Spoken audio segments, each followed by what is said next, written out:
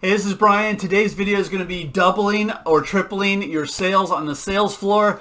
And if you are a bike shop owner, not only do you need to watch this video, but you need to get your team on this video and see what happens to your business over the next few weeks. If you start applying some of the things I'm going to be talking about, and there's just 3 main tips, but it's more of a mindset. And if you start applying some of these things, you're going to see radical increases in your sales and your productivity on the sales floor. And I see this so often. Any business I walk into, and you're probably the same way, if you walk into any kind of a retail business, the first thing you don't want to have happen is a salesperson hit you at the door and start trying to sell you stuff, right?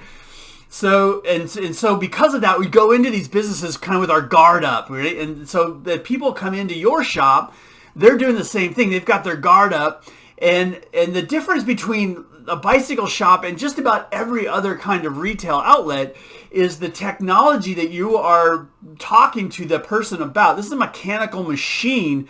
Some of them are not electronic and battery powered and all these things. You're selling a very high-tech piece of equipment. And so the reality is the client, while they may have their guard up, they need you. They need your expertise. They need you to help them, guide them to the right product for their needs.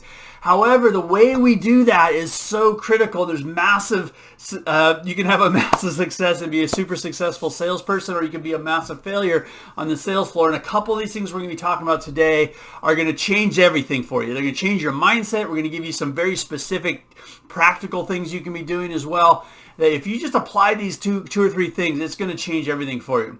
My background in sales on the sales floor is pretty extensive. I've been in the bike industry for 20-something years on sales floors, and most of the time I was the top sales guy. And the main reason was that I did a couple of these things I'm going to share with you today. Now, in an upcoming video, we're going to talk about the 5 steps in the sales process that happen on that sales floor.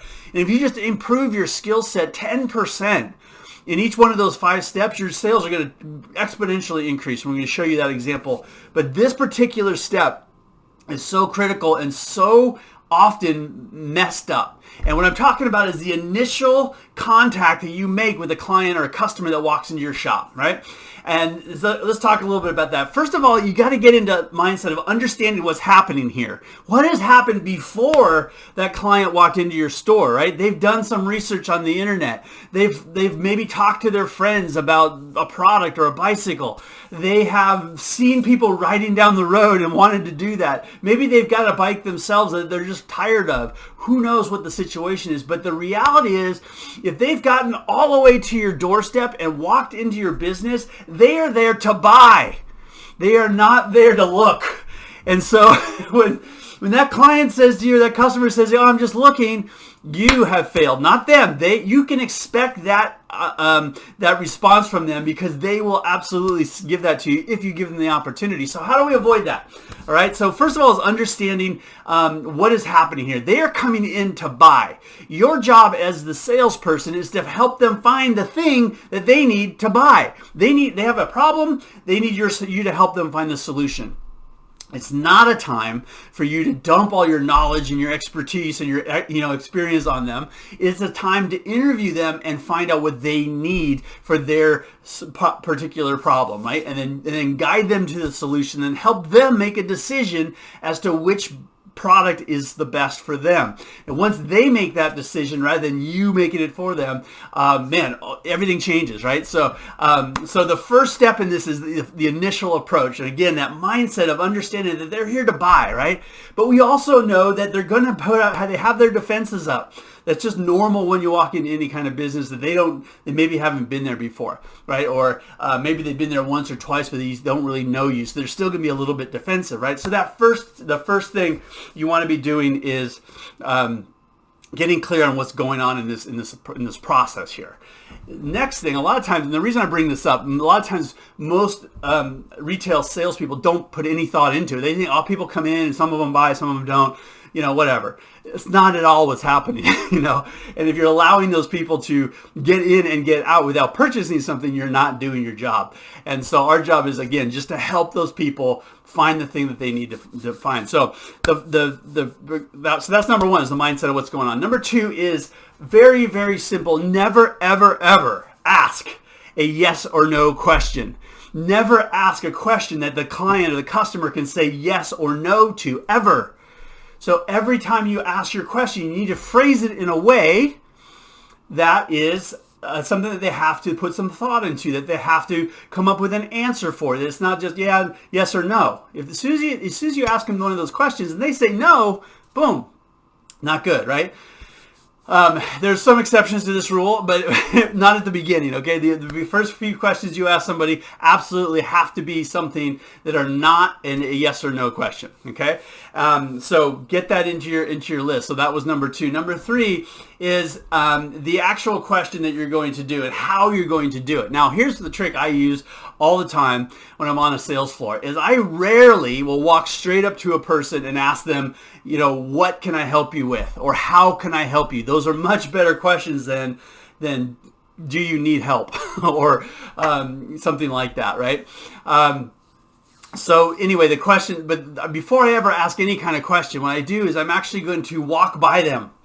And so they might be looking at the bikes or looking at the clothing or something like that. I'm not going to walk right by them. I'm going to walk along the other side of the store or down a different aisle or something like that. But I am going to acknowledge them and say, hey, how are you guys doing? Good. Awesome. Beautiful day out. I'll be right with you. And then I will keep walking, right? So they could say, oh, we're just looking, but I didn't hear it. I'm moving down the road, right? And so I go over to the other side of the shop. I might pick up something. I might straighten up a display. I might, wipe a bike down. I might check a serial number, like some task that just has to be done right then. And then on my way back, I'm going to be asking them, great, how are you guys doing today? Awesome. How can I help you? Or what can I help you with? That was my favorite question, is what can I help you with?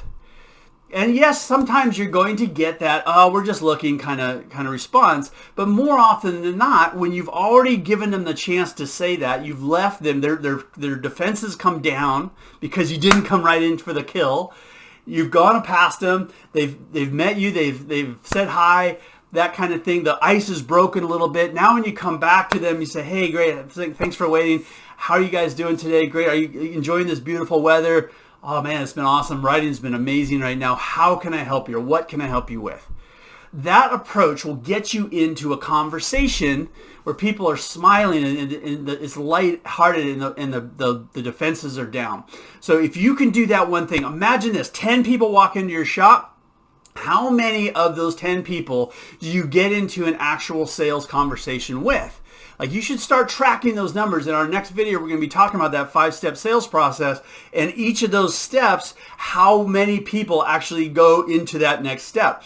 So if you have 10 people coming in, how many of those people are actually getting into a good conversation with you? That is a number you should be tracking if you're a professional salesperson, because if you say, okay, 2 out of 10 come in and we start having a good conversation. That's awesome, right? That means 8 out of 10 are telling you, oh, I'm just looking, and you buy that excuse and walk away.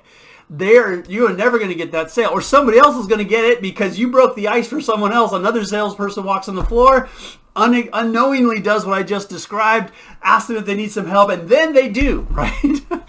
But it could have been your sale had you done it a little differently, right? So, again, know the mindset, what's going on in the business. They are here to buy. They are not here to look. They came in. They've already done their research. They already know kind of what they're thinking about doing.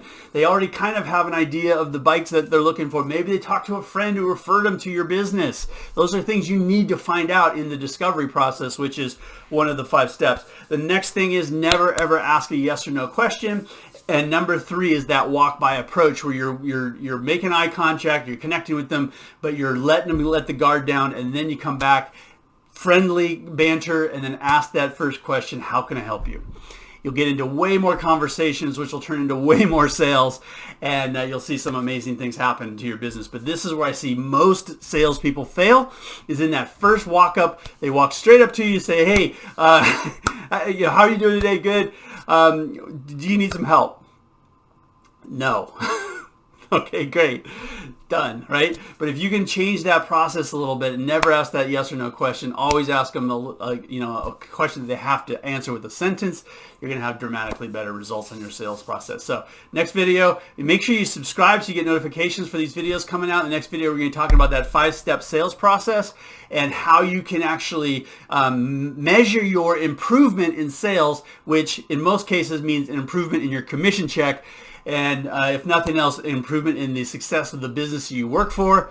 Or if you're the owner of the business, then you have obviously know why you need to improve your sales. So, all right, have a good one. Talk to you later. Bye.